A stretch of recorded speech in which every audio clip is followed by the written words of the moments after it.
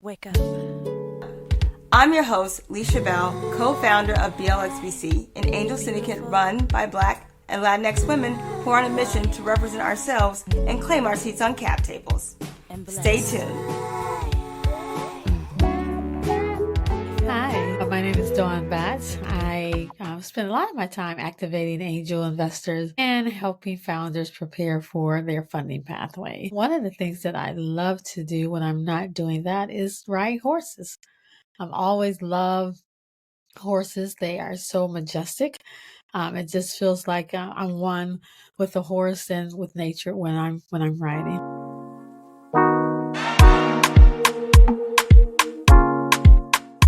If Pay Me in Equity was a person, it would look like Leisha Bell.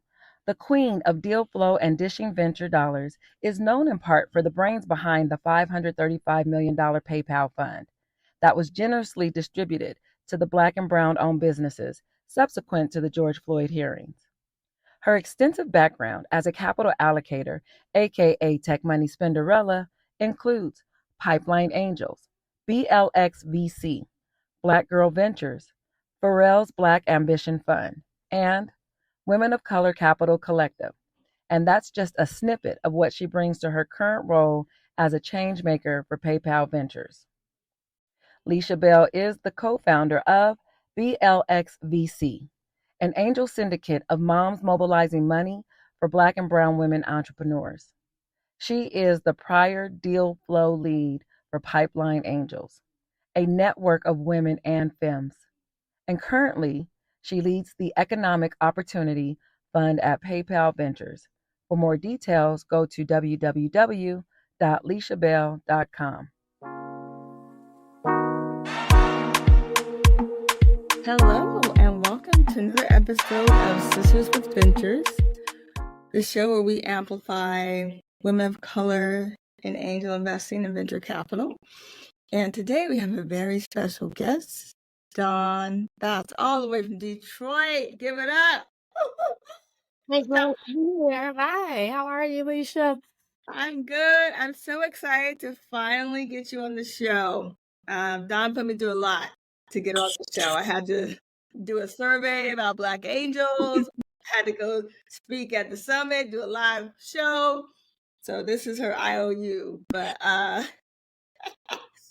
Don is such a force in angel investing and really just advocacy of getting more Black angels into the space. And so I would love to learn about your story, your background, your inspirations. So why don't you tell us a little bit about your origin? Who are you? Oh, no, we can talk all day about that. Now, who I am as a person, I grew up in Detroit. I was born and raised in Detroit, still stay in that area. Detroit is a very special place, as you know, Yeah, from not only visiting, but your own connection to Detroit. yeah. So, we like our city, and we just like to promote what we're doing there. Um, went to public schools there. Grew up in probably a typical middle class family.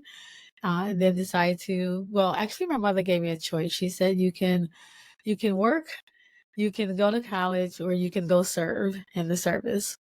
And at that time I thought going to school was probably the best bet for me. So decided to go to college and have not looked back since then. And decided I got undergrad degree in accounting and also did some work in the Ross School of Business, with my MBA. And then later in life, decided to go back to school to get my doctorates in anthropology. Oh, that's interesting. Yeah. What did you learn in anthropology? Most people think Indiana Jones, of course, but it was fascinating because anthropology helped you think about how people make sense out of their lives. And when I was in business, love business, but also realized I had an interest in understanding how people move, how they make decisions, how, even within a company, how they function, and really start looking into different ways to understand that.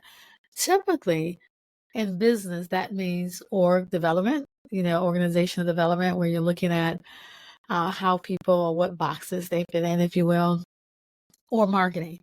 How do we sell?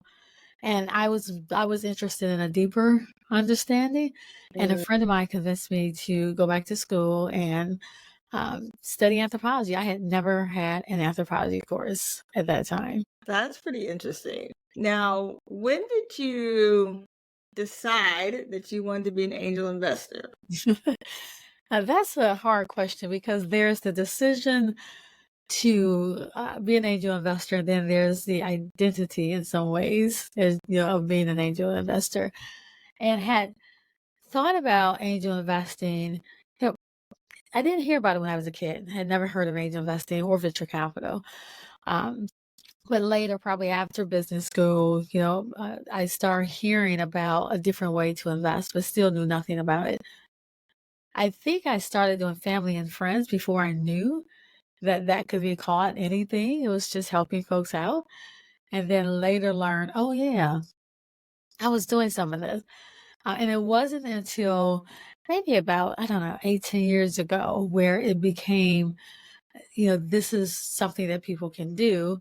Um, we still did not truly understand what it meant. I think a lot of times people conflate venture capital and angel investing, so trying to decouple that and understand what is it, how do you do it? And at the same time, my husband and I had owned a boutique investment firm. And we began seeing the trends from institutional investors move from your typical stocks to this thing called private equity. And their money start moving. So we, start following the money. So okay, what are people and what are these institutions investing in? And that's when we start making the decision to build out the portfolio. And I think like some, you start with your stocks, mutual funds, Yeah. and then you go to real estate, which is another key asset class.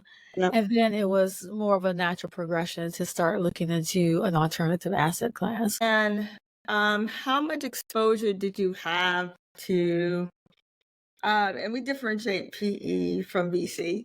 I know it's related, but not the same. So Not at all. you into that portfolio. What was that? Can you say that? Oh yeah. Yeah, it kind of came a couple of different ways. So we were doing family and friends and didn't know it. Yeah. And then after that, a friend of mine came to me and said, remember we were talking about this angel thing? Are you interested in starting an angel network? And I'm like, yeah, I'm in. Let's do this. So we just started doing a lot of research around what is an angel network, and that's when we started really distinguishing not only PE venture capital, but even within angel, you have angel. People are doing it as individuals, they're doing it as groups, networks. Those are all different ways in which you can participate. So we decided to start an angel network, at that time, where individuals can still make their individual decisions, and yet you can still roll up as a group if you would like, to invest in the company itself. And that takes a lot of effort and time, due diligence. I mean, you know the story. You do, you do syndicates. You're involved in a number of things, but it takes a lot of time. But I think it was a good learning because oftentimes you hear about investing, but not understanding what goes on behind the scenes. And it does take a lot of effort to, understand the company, the business model, the scalability part of it. So it was something that, a labor of love, if you will, but definitely enjoyed that process. Yeah. I think the work of angel investing when you are what we call a due diligence lead is pretty intensive. Now, if you're an angel who just getting deal flow and just picking and writing checks, that's the easy part. But if you got to source the deals, work with entrepreneurs, build the SPV, and then what I call pound the pavement to get the capital, it's pretty intensive. And so I think one of the problems, Don, we'll talk about that we care about is the intensiveness of the work and how it hinders our outcomes, right? Like angel investing is very not only time consuming, it's expensive.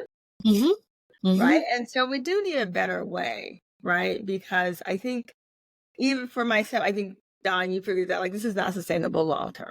Like it's extremely difficult to keep going. So even I may do max 3 deals per year, right? Because it is a volunteer project and a labor of love. We love this thing. We love the concept of it.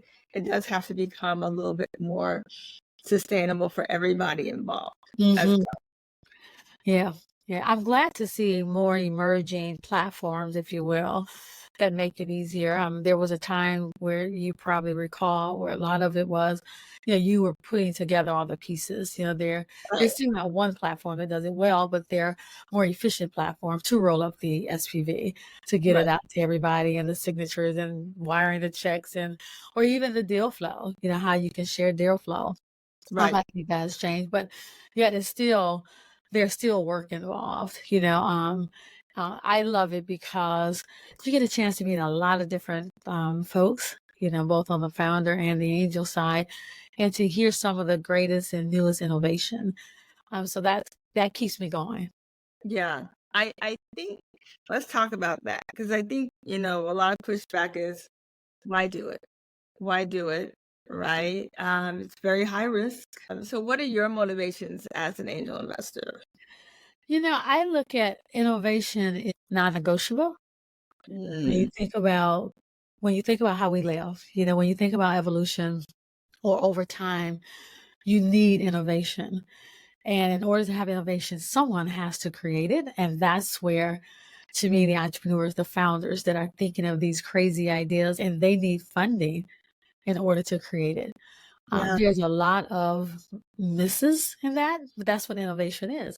We would call it failure, back in the day and even now, but you need failure in order to have innovation.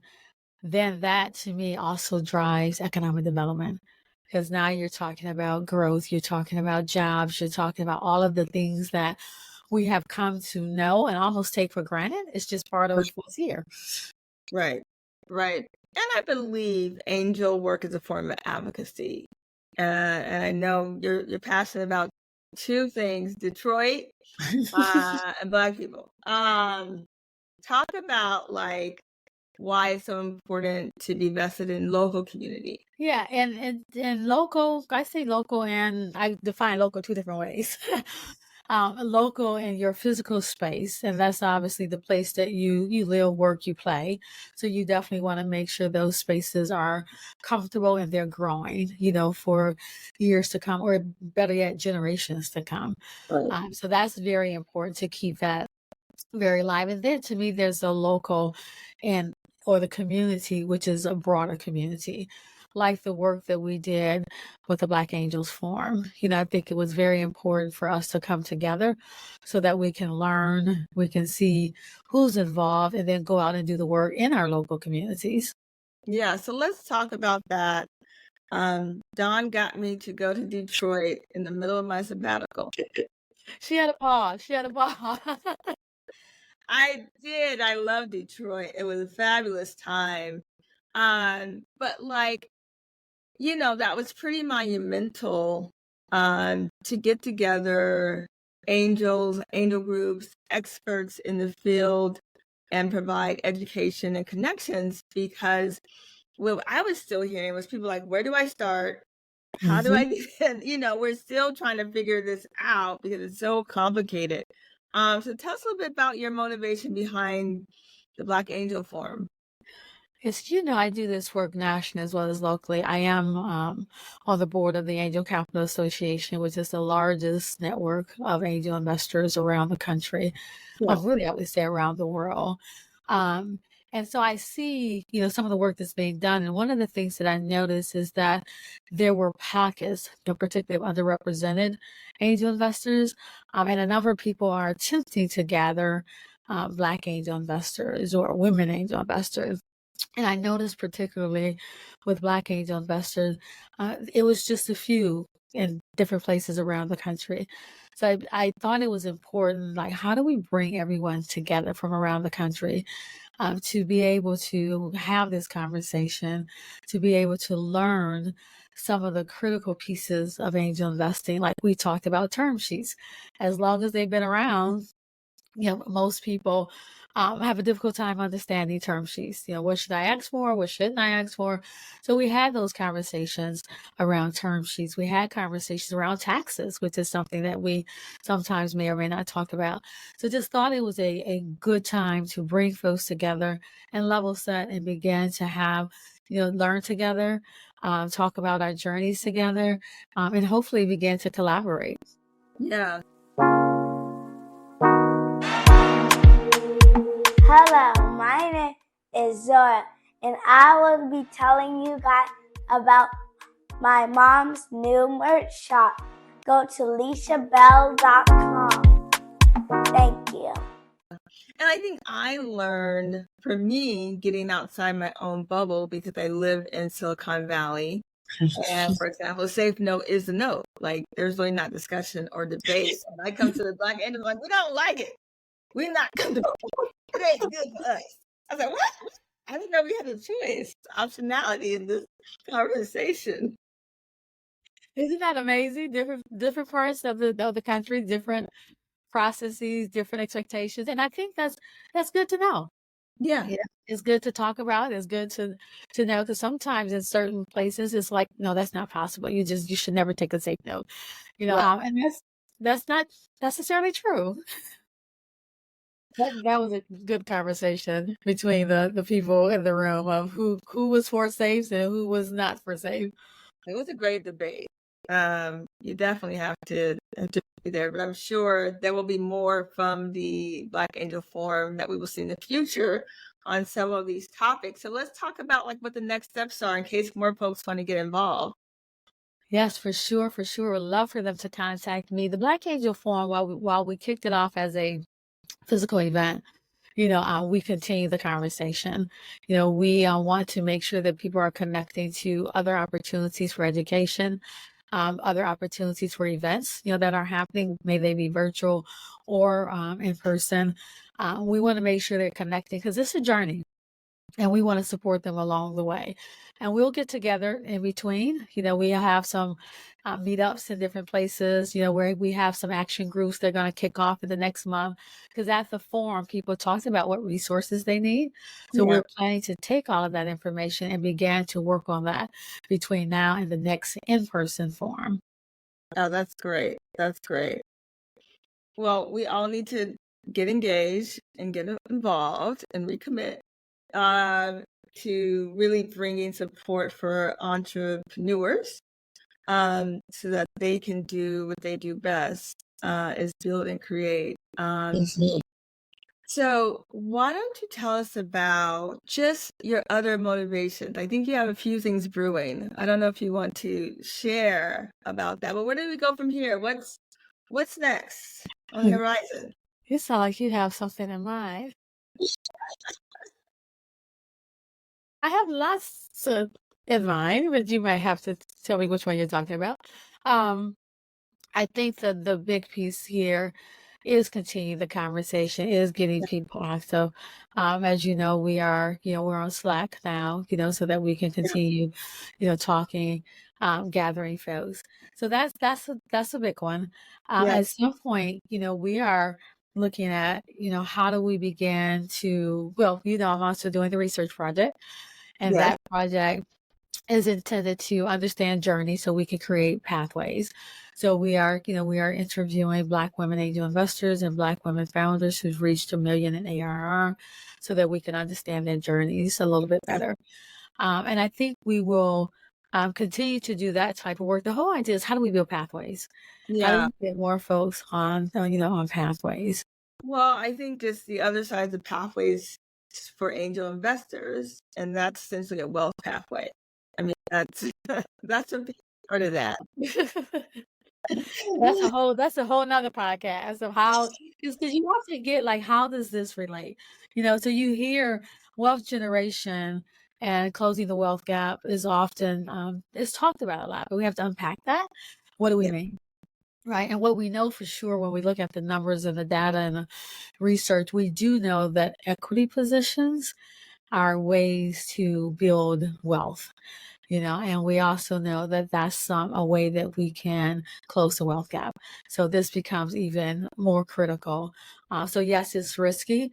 I don't know if I've ever told you my Uber story. So that was one of my misses. I see you're gonna have me crying on here. Yes, my older daughter, my bonus daughter, brought it to me and her Wow. dad some 11 years ago or so, and we just did not understand how can you get in a car with a stranger, and we also understood the medallion process, so we Yeah. just did not see it. And I think that's why it becomes important to have more people in the room to have the conversation, so you have other people talking through it with you. And Right. also de-risking with if I put in X dollars, you put in X dollars, then you're de-risking it a little bit. So it gets important. It gets even more important to have those conversations with other folks in the room. You could have been just I wouldn't be on a call with you though. See, that's the good.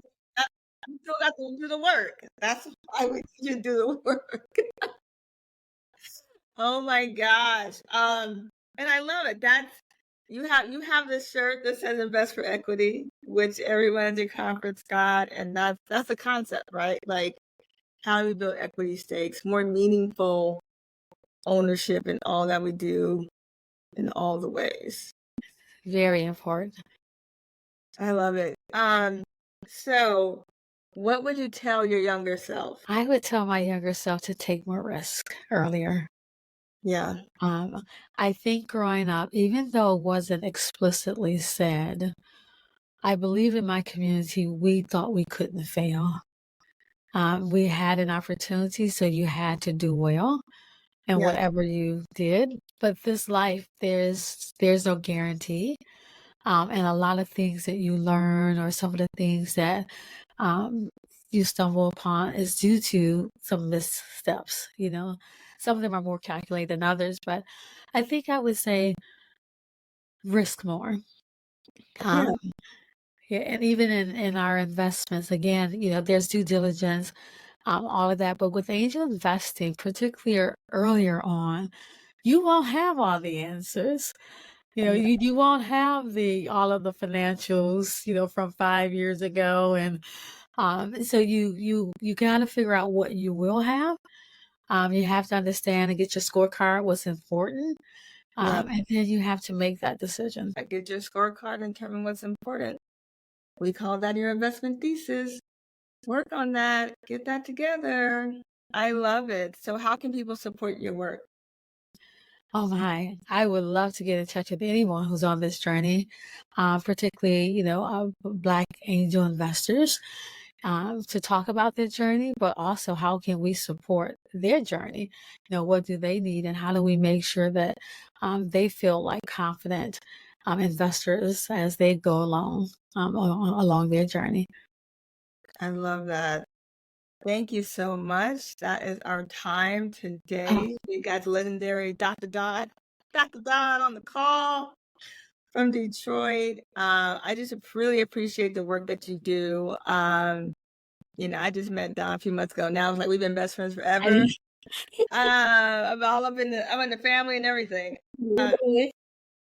He's such a warm and caring, giving person, generous spirit. And we're so lucky to have you in this space advocating for us, you and your family, all of you, and what you're building. Really appreciate it. Thank you so much, Don, for coming on the show. Thank you for having me and even for hosting this platform for us to talk. I love it. Cheers. Until next time. Hey, it's your girl, Alicia Bell. Thank you for listening to Sisters with Ventures, where we amplify women of color in the venture capital ecosystem. We are on all streaming platforms available: Spotify, iTunes, Amazon, you name it, we're there.